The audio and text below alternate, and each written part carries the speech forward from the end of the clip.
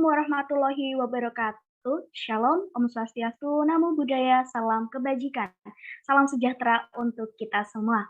Puji syukur pada kesempatan kali ini kita dapat bertemu dalam ruang maya atau secara virtual dalam kegiatan debat. Debat kali ini terdiri dari dua tim, yaitu tim pro dan tim kontra, dengan masing-masing tim memiliki 3 pembicara. Mosi debat kali ini yaitu meningkatnya tren suka sesama jenis dalam lingkungan masyarakat. Sebelumnya, izinkan saya untuk memperkenalkan diri. Saya, Ripka Abigail, sebagai moderator debat pada kesempatan kali ini akan memandu jalannya debat. Sebelum kita mulai, di sini saya akan membacakan tata tertib terlebih dahulu. Yang pertama yaitu perkenalan. Setiap tim memperkenalkan diri selama 1 menit, dapat diwakilkan oleh pembicara pertama atau tiap peserta dalam satu tim memperkenalkan dirinya masing-masing. Yang kedua, penyampaian argumen. Babak 1 di mana tiap pembicara mendapatkan kesempatan selama 3 menit. Yang ketiga, babak ketiga dan keempat, penyampaian pendapat atau argumen untuk memperkuat argumen sebelumnya selama 4 menit setiap tim dan diberikan kesempatan interupsi pada menit kedua sampai menit ketiga dengan catatan interupsi tidak boleh lebih dari 30 detik. Dan yang terakhir yaitu kesimpulan selama 2 menit pada tiap masing-masing tim. Baik, itu tadi tata tertib yang dapat saya sampaikan. Sebelumnya mungkin saya akan menyampaikan sedikit kutipan yang akan membantu semangat teman-teman semua kembali naik. Adu argumen ini terdiri dari orang-orang hebat karena di dalam kita berdebat, di luar tetap bersahabat. Untuk selanjutnya, silahkan kepada masing-masing tim untuk memperkenalkan dirinya. Boleh diwakilkan oleh pembicara pertama atau memperkenalkan sendiri-sendiri. Waktunya 1 menit, dimulai dari tim pro terlebih dahulu. Saya persilahkan. Baik, terima kasih. Di sini saya akan memperkenalkan anggota tim kami. Pembicara 1, saya Farhanul Anissa Oktaviani. Pembicara 2, ada Fadila Nurrohmah. Dan pembicara 3, ada Riza Amalia Ardianti. Terima kasih. Baik, terima kasih kepada tim pro. Selanjutnya silahkan kepada tim kontra untuk memperkenalkan diri. Waktu sama, 1 menit, boleh dimulai. Terima kasih. Di sini saya akan memperkenalkan tim kami. Pembicara 1 ada saya sendiri, Anissa Aprilia. Pembicara 2, Fatia Nabila Mauriski. Dan pembicara 3, Novi Nurrahmadani. Terima kasih. Baik, terima kasih kepada tim pro dan kontra. Debat kali ini dengan mosi meningkatnya tren suka sesama jenis dalam lingkungan masyarakat bisa dimulai. Selanjutnya kita masuk ke penyampaian argumen. Saya beri kesempatan 3 menit untuk menyampaikan argumen oleh pembicara pertama. Terlebih dahulu kepada tim pro, waktu dimulai saat argumen disampaikan. Silakan. Baik, lesbian, gay, biseksual, dan transgender atau LGBT menjadi topik hangat dan semakin marak diperbincangkan, baik di Indonesia pada khususnya maupun dunia pada umumnya. Oleh sebab itu, posisi strategis pemerintah dalam hal ini sangat diperlukan untuk menangani polemik LGBT secara langsung agar tak terjadi disintegrasi bangsa. Indonesia sebagai salah satu negara hukum atau Rechtsstaat menjamin kebebasan berekspresi dalam Undang-Undang Dasar 1945 amandemen kedua, yaitu pasal 28E ayat 2 yang menyatakan setiap orang berhak atas kebebasan meyakini kepercayaan, menyatakan pikiran dan sikap sesuai dengan hati nuraninya. Selanjutnya dalam ayat 3 dinyatakan setiap orang berhak atas kebebasan berserikat, berkumpul, dan mengeluarkan pendapat. Kelompok LGBT di bawah payung hak asasi manusia meminta masyarakat dan negara untuk mengakui keberadaan komunitas ini. Bila kita melihat dari konstitusi, yakni dalam pasal 28J Undang-Undang Dasar 1945 menyatakan sebagai berikut. Ayat 1, setiap orang wajib menghormati hak asasi manusia orang lain dalam tertib kehidupan bermasyarakat, berbangsa, dan bernegara. Ayat 2, dalam menjalankan hak dan kebebasannya, setiap orang wajib tunduk kepada pembatasan yang ditetapkan dengan undang-undang dengan maksud semata-mata untuk menjamin pengakuan serta penghormatan atas hak dan kebebasan orang lain dan untuk memenuhi tuntutan yang adil sesuai dengan pertimbangan moral, nilai-nilai agama, keamanan, dan ketertiban umum dalam suatu masyarakat demokratis. Selain itu, Undang-Undang Republik Indonesia Nomor 39 Tahun 1999 tentang hak asasi manusia secara lebih dalam mengatur mengenai kebebasan berekspresi tersebut. Dalam pasal 22 ayat 3, undang-undang itu menyebutkan setiap orang bebas mempunyai, mengeluarkan, dan menyebarluaskan pendapat sesuai hati nuraninya secara lisan atau tulisan, melalui media cetak, ataupun melalui media elektronik dengan memperhatikan nilai-nilai agama, kesusilaan, ketertiban, kepentingan umum, dan keutuhan bangsa. Begitu juga ditegaskan pula dalam Undang-Undang Nomor 39 Tahun 1999 tentang Hak Asasi Manusia pasal 70 yang menyatakan sebagai berikut. Dalam menjalankan hak dan kebebasannya, setiap orang wajib tunduk kepada pembatasan yang ditetapkan oleh undang-undang dengan maksud untuk menjamin pengakuan serta penghormatan atas hak dan kebebasan orang lain dan untuk memenuhi tuntutan yang adil sesuai dengan pertimbangan moral, keamanan, dan ketertiban dalam suatu masyarakat demokratis. Dan pasal 73 Undang-Undang HAM yang menyatakan hak dan kebebasan yang diatur dalam undang-undang ini hanya dapat dibatasi oleh dan berdasarkan undang-undang semata-mata untuk menjamin pengakuan dan penghormatan terhadap hak asasi manusia serta kebebasan dasar orang lain, kesusilaan, ketertiban umum, dan kepentingan bangsa.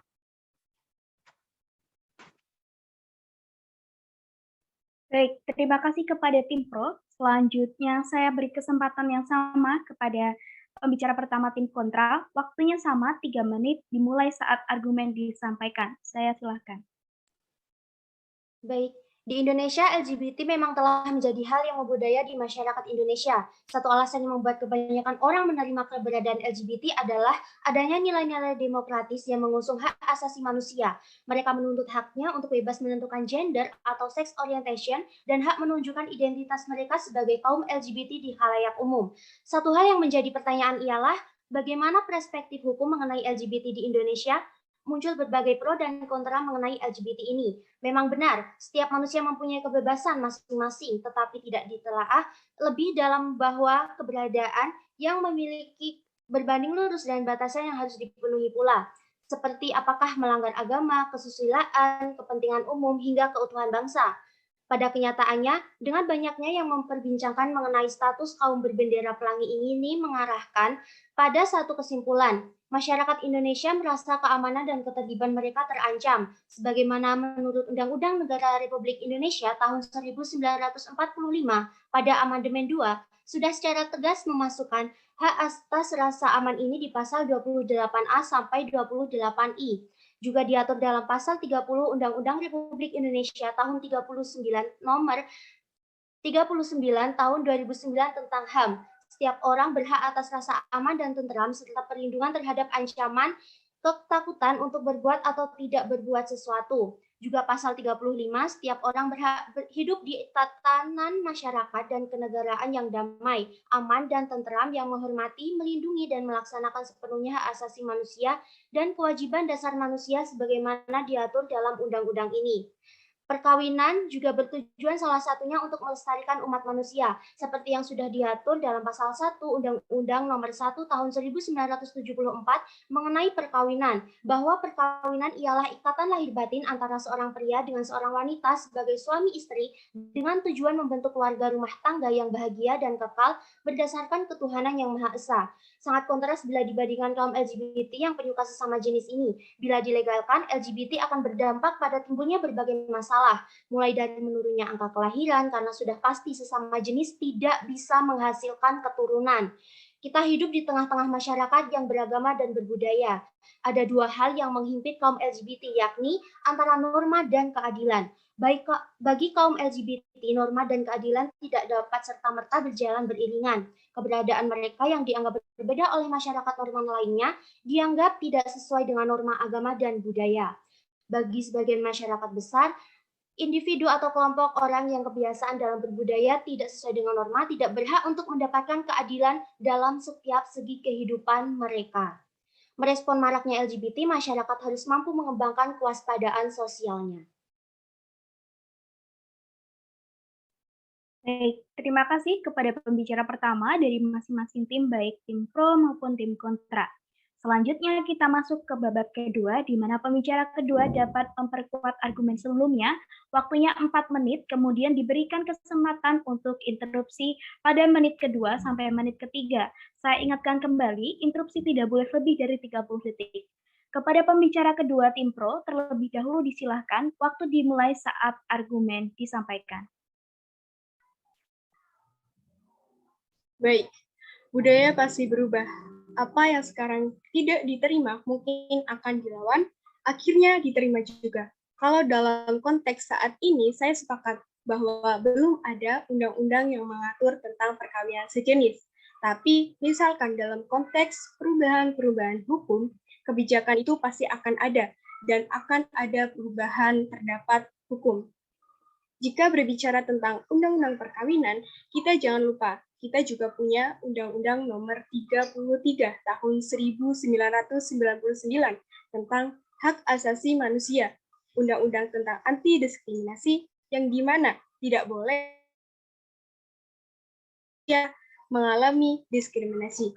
Oleh karena itu, saya sebagai tim pro tidak setuju jika ada diskriminasi yang didapatkan oleh LGBT.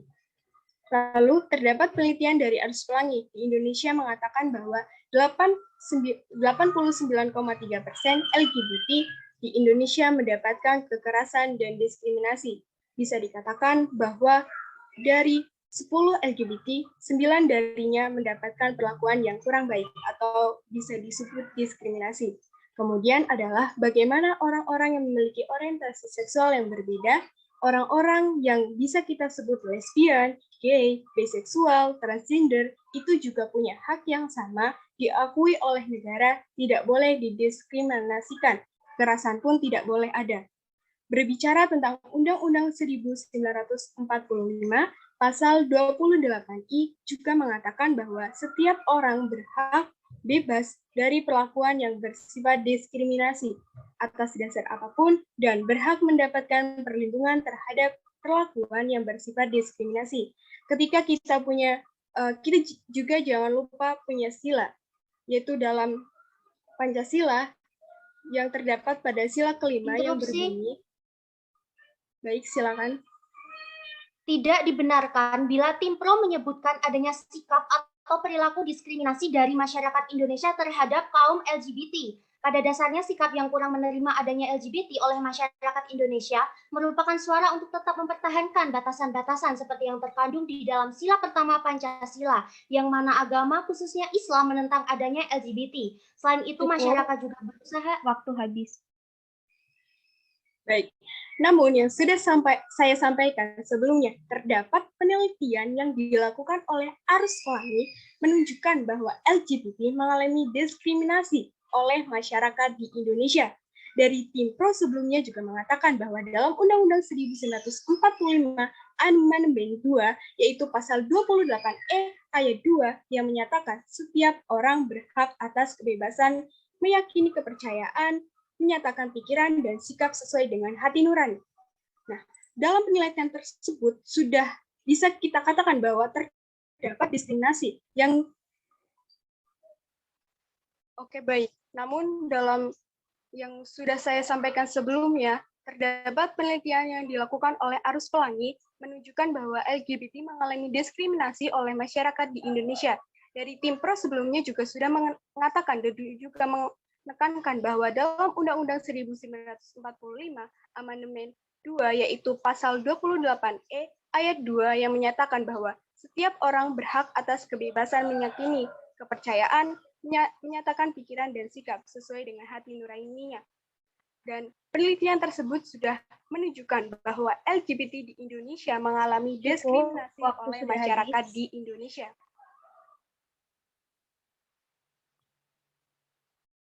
Baik, kesempatan yang sama diberikan kepada pembicara kedua, tim kontra, waktunya sama 4 menit, dan diperbolehkan untuk adanya interupsi. Waktu dimulai saat argumen disampaikan.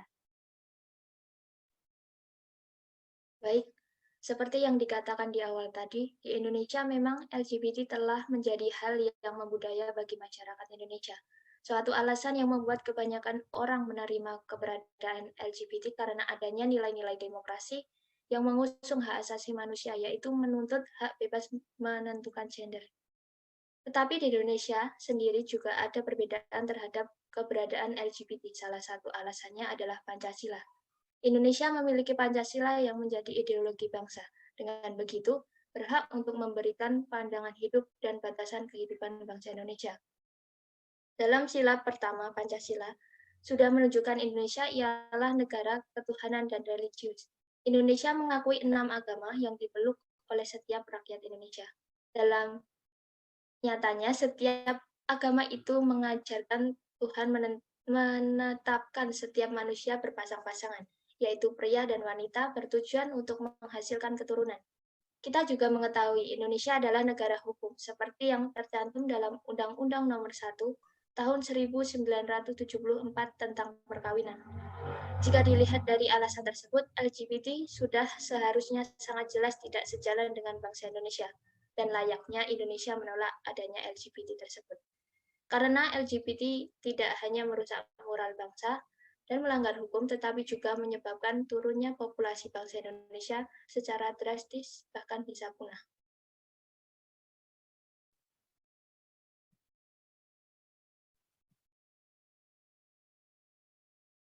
Baik, pembicara kedua sudah menyampaikan masing-masing argumentasinya. Kita masuk ke dalam babak ketiga, di mana pembicara ketiga dari kedua tim waktunya sama 4 menit dan diberikan waktu juga untuk interupsi, yaitu kurang dari 30 detik. Saya persilakan terlebih dahulu kepada tim pro, waktu dimulai saat argumen disampaikan. Silakan. Negara dan masyarakat harus mengkampanyekan prinsip non-diskriminasi antara lelaki, perempuan, transgender, pecinta lawan jenis atau heteroseksual, maupun pecinta sesama jenis homoseksual.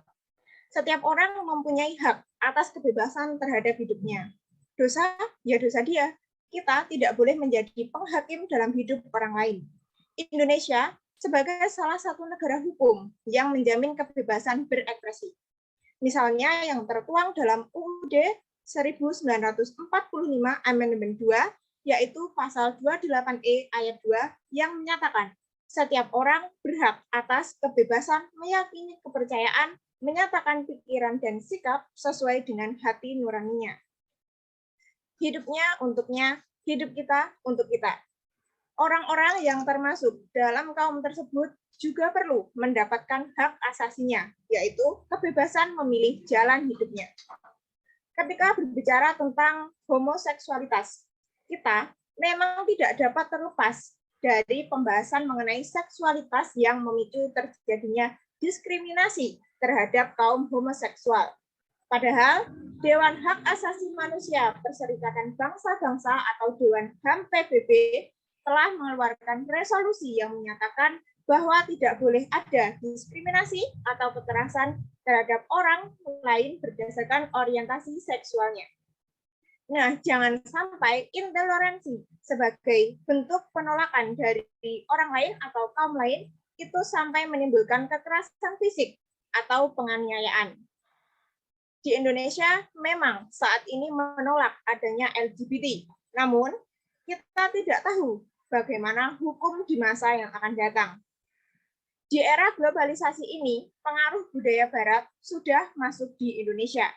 Jadi, tidak menutup kemungkinan bahwa suatu saat nanti Indonesia dapat menerima keberadaan kaum homoseks tersebut.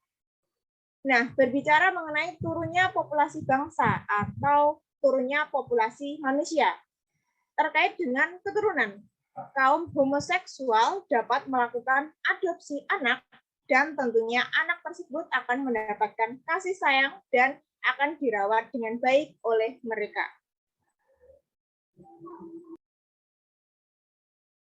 Baik, kesempatan yang sama diberikan kepada tim kontra untuk menyampaikan argumennya.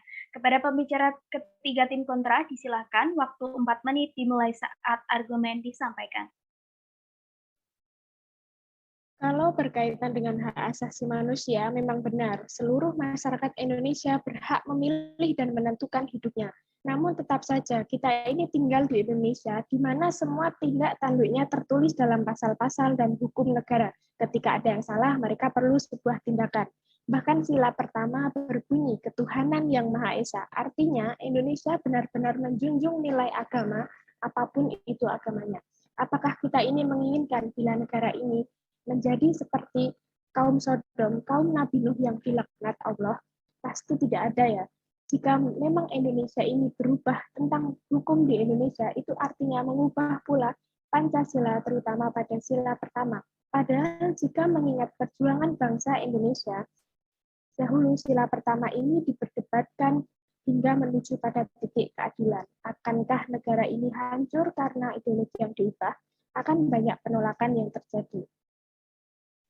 Terlebih kita ini tinggal di Indonesia yang tak lepas dari kebudayaan di mana perkawinan sejenis sangat menyimpang kehidupan sosial. Perkawinan sejenis melanggar norma-norma agama, melanggar norma budaya, melanggar falsafah Pancasila, melanggar pasal 29 UUD 1945 yang menyatakan bahwa negara berdasar atas ketuhanan yang Maha Esa dan negara menjamin kemerdekaan tiap-tiap penduduk untuk memeluk agamanya masing-masing dan untuk beribadat menurut agama dan percayaannya itu. Masyarakatnya yang tinggal di Indonesia pun perlu mengerti bila mereka tinggal di Indonesia harus menjunjung nilai Pancasila dan mentaati semua peraturannya tanpa terkecuali. Interupsi. Silakan.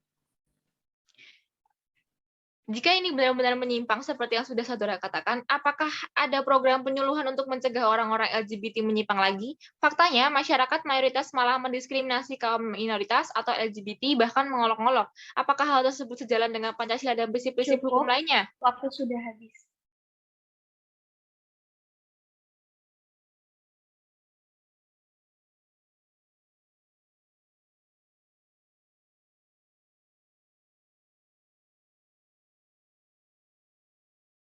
Terima kasih kepada tim pro dan kontra di 2 kali 4 menit dari masing-masing tim pro dan kontra dalam adu argumen yang sangat luar biasa.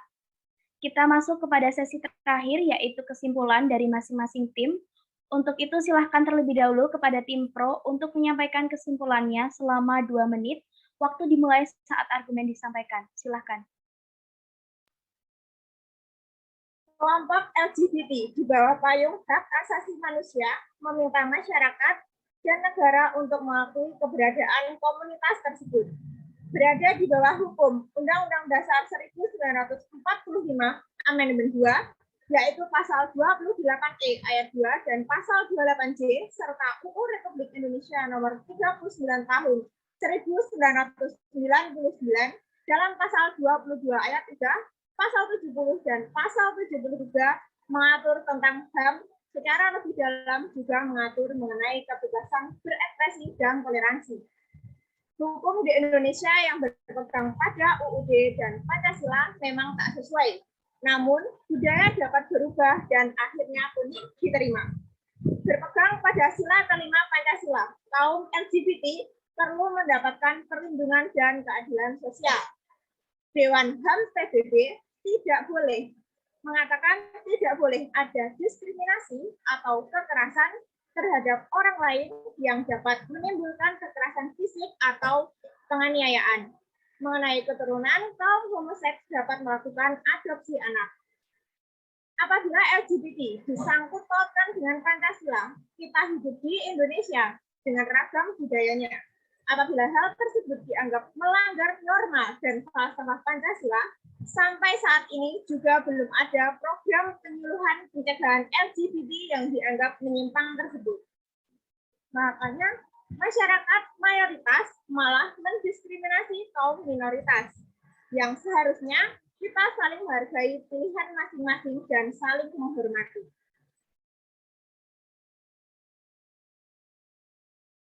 Baik. Kesempatan yang sama juga diberikan kepada tim kontra, waktunya sama 2 menit. Waktu dimulai saat kesimpulan disampaikan. Silakan.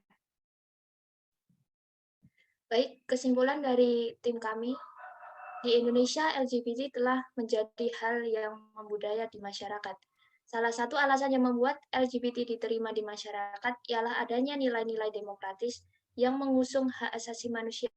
Dengan banyaknya perbincangan mengenai status kaum bendera pelangi ini, masyarakat Indonesia merasa terancam. Maraknya LGBT di Indonesia, masyarakat harus mampu mengembangkan kewaspadaan sosialnya. Dengan adanya hal tersebut, masyarakat Indonesia sangat tegas dan keras melarang praktik LGBT di Indonesia berdasarkan ketentuan hukum, perundang-undangan, nilai-nilai agama, kesusilaan, ketertiban, kepentingan umum, dan keutuhan bangsa.